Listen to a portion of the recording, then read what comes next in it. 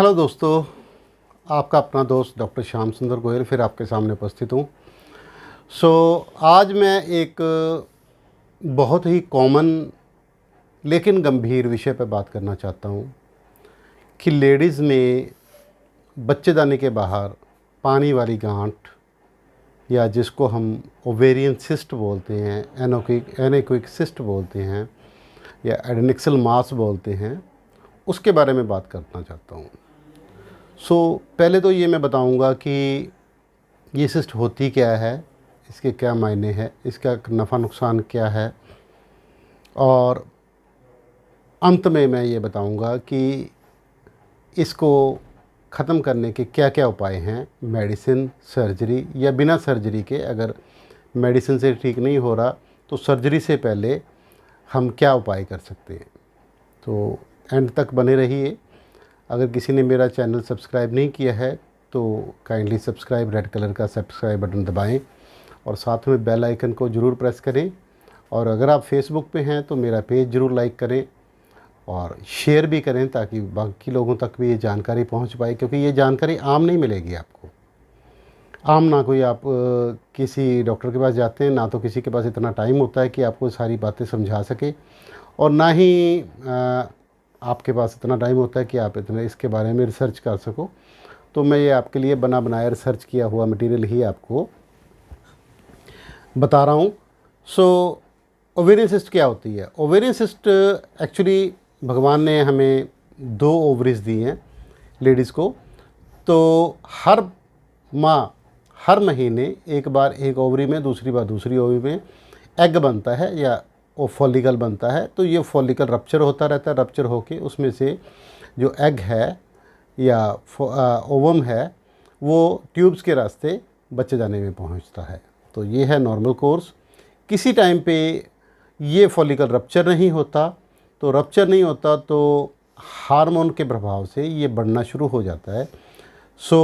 ये काफ़ी बड़ा भी हो सकता है और कई बार इसमें ब्लीडिंग हो जाती है। अगर इसमें ब्लीडिंग हो जाए तो ये हेमरेजिक सिस्ट बन जाती है। कई बार इसमें जाला बन जाता है, कई बार इसमें सेप्टेशंस वगैरह बन जाती हैं, तब इसको हम कॉम्प्लेक्स सिस्ट कहते हैं। अगर ये छोटी मोटी है, 5 सेंटीमीटर से कम है, तो इसको हम सिंपल सिस्ट कहते हैं। ये तो हो गई सिस्ट की बात। अब ये कोई घबराने वाली बात नहीं है। ये तकरीबन हर औरत, हर लेडी, हर लड़की के शरीर में कभी ना कभी उसके लाइफ टाइम में, रिप्रोडक्टिव एज ग्रुप में ये कभी ना कभी तो बननी ही है। कई बार तो बन के अपने आप फूट जाती है, ठीक हो जाती है, एब्जॉर्ब हो जाती है। कई बार हमें मेडिकल सहायता लेने की ज़रूरत पड़ती है। इसके क्या क्या तरीके हैं इसको ठीक करने के। फर्स्ट एंड फॉरमोस्ट है कि अगर ये छोटी मोटी है तो आप कुछ महीने इसको ऑब्ज़र्व करें, अल्ट्रासाउंड अपना करवाते रहें, तो उससे आपको पता चल जाएगा ये साइज़ में बड़ी हो रही है या कम हो रही है। तो जनरली तो ये अपने आप ही ख़त्म हो जाती है। अगर इन केस ये ख़त्म नहीं हो रही है और इसका साइज़ बढ़ रहा है तो आप चूज़ कर सकते हैं कि इसके लिए आप मेडिसिन खा सकें। आपकी डॉक्टर आपको 20 से 21 दिन वाली मेडिसिन देंगे, जिसको हम ओरल कॉन्ट्रासेप्टिव पिल्स भी बोलते हैं, ताकि आपके इस सिस्ट के ऊपर बाकी के जो एग को मैच्योर करने वाले, एग को बड़ा करने वाले जो हार्मोन हैं वो एकदम से रुक जाएं और ये इसका साइज़ बड़ा ना हो। ये 2 से 3 महीने तक आपको लेनी पड़ सकती है। और इसके साथ ही साथ आपको फॉलोअप करना पड़ेगा अल्ट्रासाउंड स्कैन के साथ, ताकि इसका साइज़ पे हम निगाह रख सकें कि इसमें कोई चेंजेस तो नहीं आया। अगर उसमें कोई ब्लीडिंग वगैरह आई है या उसमें कोई सेप्टेशन आ रही है या उसमें कोई जाला वगैरह बन रहा है या कोई म्यूरल नोड बन रहा है, तो वो सारी चीज़ें उसमें से देखी जा सकती हैं।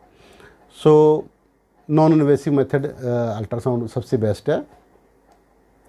अगर ये सिस्ट बहुत बड़ी हो जाती है, उसमें कोई म्यूरल नोड नज़र आता है, उसमें कोई कैल्सिफिकेशन नज़र आती है या उसकी वाल्स में थिकनेस वगैरह आती है, तो ये ओवेरियन मास या ओवेरियन कैंसर या कुछ इस तरह के ट्यूमर की भी निशानी हो सकती है। तो वो हमें अल्ट्रासाउंड करने से ही पता चल जाएगी। उसके बाद हम चाहे इसकी CT स्कैन करवा लें, चाहे हम उसकी MRI करवा लें, तो वो बाद का विषय है। आम तौर पे 80 to 90% ऑफ द केसेस में सिर्फ मेडिसिन से ही ये आपकी सिस्ट ठीक हो जाती है। और बाकी केसेस में सर्जरी से पहले अगर ये 5 सेंटीमीटर से बड़ी हो जाती है तो इसको हम कॉम्प्लेक्स सिस्ट बोलते हैं। तो सर्जरी से पहले एक अल्ट्रासाउंड गाइडेड एस्पिरेशन होती है जैसे हम अपने आपको वीडियो भी दिखाएंगे, इसमें एस्पिरेशन कर सकते हैं, जैसे सुई डाल के उसमें से पानी सारा खींच लेते हैं, पानी या ब्लड वाला पानी जो होता है उसमें से सारा खींच लेते हैं और उसमें एक मेडिसिन डाल देते हैं ताकि वो उसकी दीवारें आपस में चिपक जाएं, ताकि उसमें दोबारा पानी ना भरे और वो अंदर ही अंदर ख़त्म हो जाए। तो इसमें ये टेक्निक ज़्यादातर हम उन पेशेंट्स में ज़्यादा यूज़ करते हैं जो सर्जरी नहीं करवाना चाहते और जिनकी अभी ये सिस्ट वगैरह सेफ़ जोन में आती है, और अनमैरिड गर्ल है जो अपने पेट के ऊपर कोई स्कार नहीं चाहती कि उनकी शादी में कोई दिक्कत ना आए। तो ये सर्जरी से पहले हम ये चीज़ कर सकते हैं।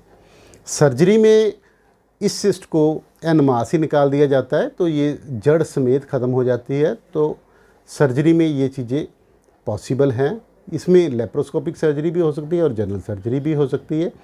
सो सर्जरी में ये एनमास निकल जाती है, फिर ये दोबारा रिकर होने के चांसेस इस पर्टिकुलर सिस्ट के नहीं है। और कोई सिस्ट बन जाए तो दैट इज़ सेपरेट इशू।